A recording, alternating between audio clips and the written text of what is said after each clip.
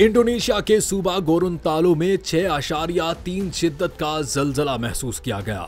खुशकिस्मती से किसी किस्म के जानी या माली नुकसान की इत्तला मौसूल नहीं हुई।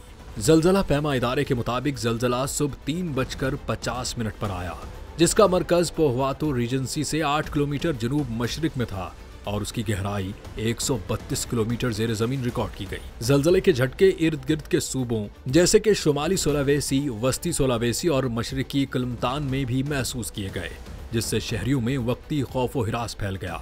गोरोंतालो की डिजास्टर मैनेजमेंट एजेंसी के सेक्रेटरी हेनरी टेकवालो ने तस्दीक की कि जलजले के बाद सुनामी का कोई खतरा नहीं है, क्योंकि इस शिद्दत का जलजला बुलंद समुद्री लहरें पैदा करने के काबिल नहीं होता। हुक्काम सूरत हाल का जायजा ले रहे हैं, ताहम अब तक जलजले से किसी किस्म के नुकसान की तस्दीक नहीं हुई है।